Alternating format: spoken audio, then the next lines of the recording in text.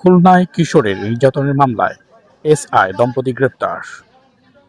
আমাদের খুলনা জেলা প্রতিনিধি আশরাফ হোসেন রাজুর পাঠানো তথ্যচিত্রে বিস্তারিত। সেটি হলো খুলনা নগরীর সোনাডাঙ্গা আবাসিক এলাকার দ্বিতীয় ফেজের সোলার পার্কের যে প্রধান ফটক, সোলার পার্কের প্রধান ফটকের ডান হাতের চারতলা বিল্ডিংয়ের দোতলায়।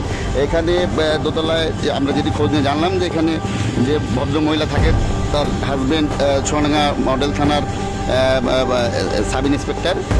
সেই ভদ্রমহিলা গৃহ পরিচালককে কি নির্মম নির্যাতন করেছে যেটি দেখার মতন নয়।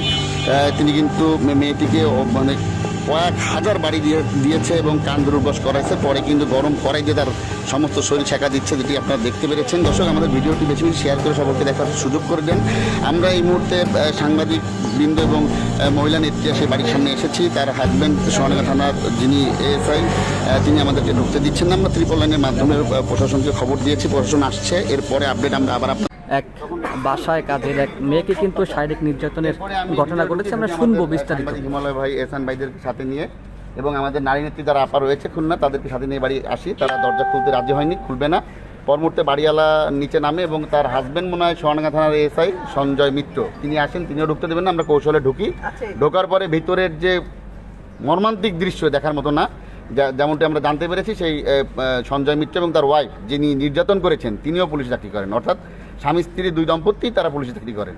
এখন পুলিশ, আমরা ভিতরে ঢুকেছিলাম আপনাদেরকে নিয়ে। মেয়েটি নরসিংদী থেকে তাকে আনা হয়েছে। দেখেছেন আমরা খবরে উজ্জ্বল ভাই আমাদের নিয়ে এসছে, সুতপা বেদজ্ঞ, অজন্তা দি এবং আমরা সবাই তো এইটা নিয়ে কাজ করি। যে আমরা তিনজন এসেছি। আসার পরে মানে ওরা দরজা খুলতেছিল না। আমরা অনেক রিকোয়েস্ট করেছি। তো রিকাকে নির্যাতন করা মানে চোখটা ফোলা, তারপরে কপাল এখানে কাটা, আবার কিছু জায়গা শুকায় যাওয়া, মনে হচ্ছে আগে মনে হয় টর্চার করেছে, সেটা শুকিয়ে গিয়েছে। আর মেয়েটা খুবই রুগ্ন, খুবই। ওকে জিজ্ঞাসা করেছি যে খেতে দেয় কিনা, খেয়েছো কিনা, বললো হ্যাঁ আমি খেয়েছি, আমাকে খেতে দেয়। আর আমি বাচ্চার কাছে জিজ্ঞাসা করলাম যে কি হয়েছে, ও বলল যে কুমড়া চুলায় ছিল, পুড়ে গিয়েছে, তো আমার আম্মু মেরেছে।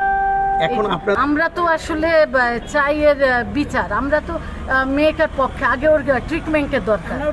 হ্যাঁ, যে আগে ট্রিটমেন্টের দরকার, তারপরে ওর যে আইনি সহায়তার দরকার। অবশ্যই আমরা বাংলাদেশ মহিলা পরিষদ থেকে আমরা ওর পাশে আছি। সবশেষে তো আইন শৃঙ্খলা বাহিনীর হাতেই এটা যাওয়ার কথা, তাই না? এখন ওনটা যদি প্রপার অ্যাকশনে না যায় তাহলে আমাদেরকে তাই পরের স্টেপে যাব।